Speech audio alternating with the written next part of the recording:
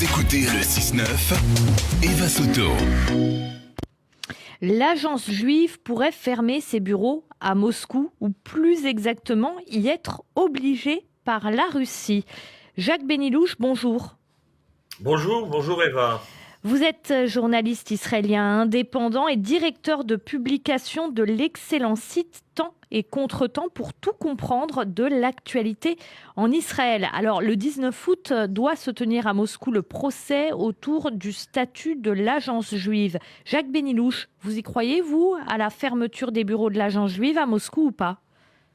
Je pense qu'il n'y aura pas de fermeture. Il faut savoir que la Russie a été vexée qu'Israël prenne position contre elle. Elle estimait qu'elle a fait beaucoup de choses pour Israël et pour les Juifs. Et donc, elle estimait qu'au minimum, il fallait avoir une certaine neutralité, comme certains pays occidentaux, comme certains pays européens, qui n'ont pas pris une position ferme. Ils ont simplement critiqué sur le plan, je dirais, humanitaire. Mais Israël a été trop loin en critiquant l'action russe. Or, c'était très, très grave pour nous, parce que la Russie a fermé les yeux sur les opérations menées par Tsahal en Syrie.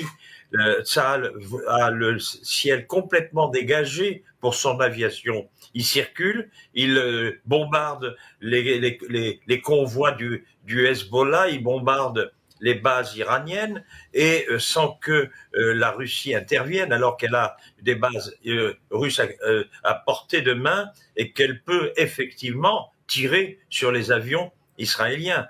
Donc, Poutine n'a pas compris qu'on puisse prendre une position aussi ferme et donc il a cherché des représailles. Que voulez-vous comme représailles ?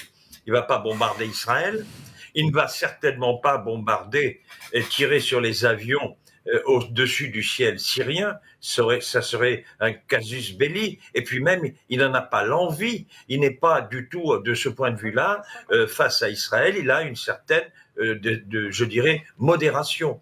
Alors il a cherché ce qui peut faire le plus mal. Ce qui peut faire le plus mal, c'est l'agence juive.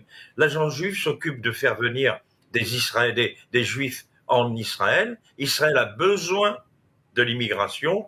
Quand une immigration s'arrête, le pays s'arrête. Il s'est aperçu que c'était le meilleur moyen de gêner Israël, de punir, je dirais, Israël. Alors vous savez qu'il y a eu depuis le mois de février, il y a eu 12 175 immigrants qui sont arrivés d'Ukraine et 18 891 précisément, même de Russie aussi.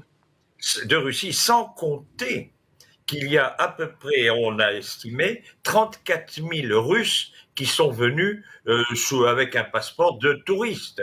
Donc il y a trop de Russes, mais c'est pas tellement là le problème que les Russes se déplacent, c'est qu'il y a une fuite de cerveau. La Russie s'aperçoit que ce sont des médecins, ce sont des ingénieurs, ce sont d'abord des hommes riches. Alors, très souvent. Jacques Benilouche, pour bien comprendre ce que vous dites, c'est-à-dire que d'un côté, effectivement, Vladimir Poutine n'a pas aimé qu'Israël prenne position en faveur de l'Ukraine, donc il a cherché ce qu'il pouvait faire. Paf, c'est tombé sur l'agence juive. Mais en fait, il y a aussi quelque chose de l'ordre de l'opportunité. C'est-à-dire que fermer les bureaux de l'agence juive, c'est aussi empêcher des Russes de partir éventuellement, Absolument. des médecins et des gens dont on a besoin pour faire la guerre, c'est ça ? Absolument. D'abord, il y a effectivement les jeunes qui sont des conscrits. Donc, les familles ont envoyé très vite leurs enfants. Il y a beaucoup de ce qu'on appelle des chayal boded, c'est-à-dire des soldats sans famille qui sont arrivés pour éviter d'être mobilisés sur le front ukrainien.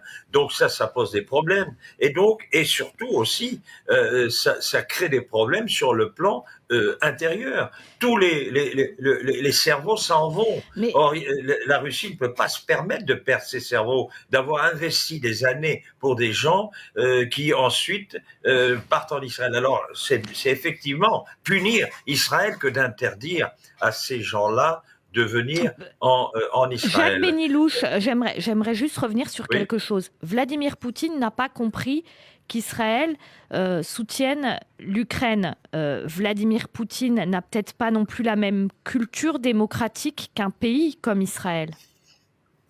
Oui, mais vous savez, on sait que c'est un pays dictatorial, il n'y a pas de secret.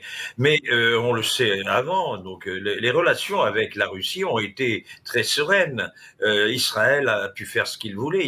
Il a même, à certains moments, quand je dirais, le blocus a été fait en Russie, Israël s'est permis d'envoyer des légumes, tout un ensemble de cultures qui étaient interdites d'exporter. Donc il y a eu une certaine, je dirais, conception amicale entre les deux pays. Et donc il ne comprend pas, il ne comprend pas. D'ailleurs, vous savez Mais qu'en Jacques Israël, Benyelouch, il y a eu beaucoup d'hommes politiques qui ont critiqué bien la sûr, position qui a été prise par par Yair Lapid et par Lapid. Gantz. Et on estimait qu'on aurait dû être plus gentil avec les Russes parce que eux ne nous font pas beaucoup de mal. Alors effectivement, pour la sauvegarde des relations, il fallait être un petit peu en retrait, laisser les grands pays s'occuper et avoir à la rigueur une attitude humanitaire en envoyant des médicaments, mais pas en critiquant, pas en attaquant je dirais, cette invasion de l'Ukraine par la Russie. Alors, Ça n'a pas été accepté. bien sûr, Jacques Benyelouch, il y a toujours une espèce de hiatus dans les cas comme ça. C'est-à-dire que Israël, c'est un pays, mais pour les Juifs de diaspora, ce n'est pas un pays comme les autres. Et on a vu notamment au début du conflit en Ukraine des responsables communautaires juifs qui disaient que Israël ne prenait pas assez position en faveur de l'Ukraine, Israël n'était pas assez à leur côté, etc. Ça aussi peut-être que ça peut jouer, je ne dis pas que c'est bien ou que c'est mal, ça aussi peut-être que ça peut jouer dans les prises de position d'Israël. Oui, mais ce qu'il faut savoir, c'est que ça a tiré quand même un peu d'antisémitisme. L'antisémitisme est revenu. Quand on voit la déclaration qui a été faite par le ministre des Affaires étrangères russe, Lavrov, on se pose la question si on n'est pas revenu quelques années auparavant avec un antisémitisme d'État. Donc, vous savez toujours qu'Israël reste perdant dans ce domaine. Et donc, l'antisémitisme, effectivement, se réveille à l'heure actuelle en Russie. Alors donc, Et voilà, ça, vous pensez, c'est Jacques Benyelouch, que c'est à imputer l'antisémitisme qui se réveille en Russie? Vous pensez, notamment la déclaration de Sergueï Lavrov, on la rappelle, hein, qui avait dit que les pires antisémites, c'était les juifs. Est-ce que vous pensez que ça, il faut vraiment le relier à la position d'Israël, c'est-à-dire que ce serait un peu Israël et ses positions qui généreraient ça?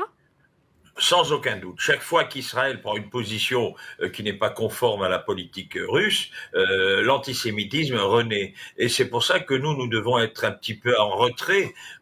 Alors effectivement, aujourd'hui, nous avons le président de l'État, Herzog, qui va aller en Russie, qui va rencontrer Poutine, qui va essayer. Vous savez que la décision sera prise à la rentrée, donc on a encore quelques mois avant que l'agence juive ferme. Moi, je ne crois pas à la fermeture de l'agence juive. Pourquoi vous n'y croyez pas, Jacques Benyelouch? Pourquoi vous n'y croyez pas? Ce serait une rupture totale entre Israël et la Russie.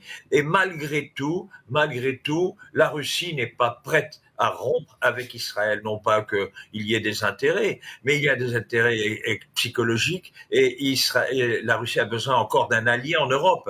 Israël serait encore son allié. Donc s'il y a une rupture de l'agence juive, eh bien la Russie perdrait un allié qui était un allié solide et sincère. Et c'est pour ça que je ne crois pas. Je pense qu'on va trouver un arrangement diplomatique avec le chef de l'État pour que l'agence juive trouve un moyen de soi-disant fermer tout en ne fermant pas. Jacques Benyelouch, faire pression sur l'agence juive, c'est aussi faire pression sur les Juifs qui se trouvent en Russie. C'est aussi ça les concerne eux aussi. Ça concerne pas seulement l'agence juive et Israël. Ça a un impact aussi sur eux psychologique.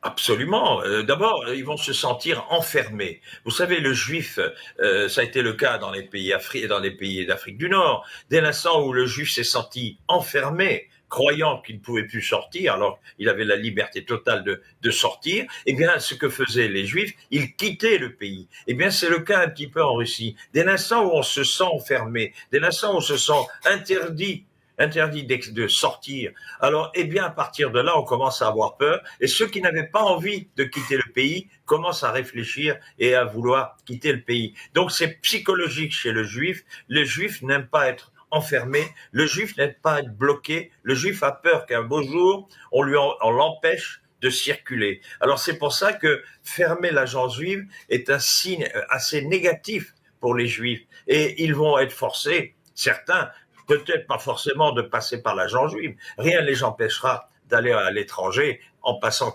comme avant, comme du temps de l'URSS, en passant par l'Autriche et trouver en Autriche toutes les services de l'agence juive. Donc ce n'est pas une interdiction. Cette interdiction gênera, elle est psychologique, mais elle poussera plus de juifs à quitter la Russie. Et c'est pour ça donc que je pense que la Russie n'a pas intérêt à rompre. Et donc on va trouver, je pense que les diplomates trouveront. Herzog est un très bon diplomate. Il va trouver. Et il a été dirigeant de l'agence juive, ça aussi il faut le noter. Donc il connaît ce type de problème. Il connaît très bien les gens, donc ils vont trouver une astuce pour sauvegarder, je dirais, l'idée que la Russie a eu des représailles sans les faire. Et donc moi je suis assez optimiste. C'est une guerre psychologique. Et nous verrons que l'agence juive continuera et dans l'intérêt des juifs en Russie parce que beaucoup veulent quitter et s'ils n'ont pas l'agence juive, ils n'ont pas la possibilité de quitter. Il faudra qu'ils trouvent des moyens détournés. Il faudra qu'ils trouvent de l'argent, etc. Le compromis, très rapidement, le compromis qui serait envisagé, c'est que l'agence juive continue ses activités, mais depuis Israël, par Internet, par mail, par téléphone, etc. Ça vous semble envisageable ? Ou par une association qui s'appellera plus l'agence juive. On trouvera des associations américaines. Il y a beaucoup d'associations.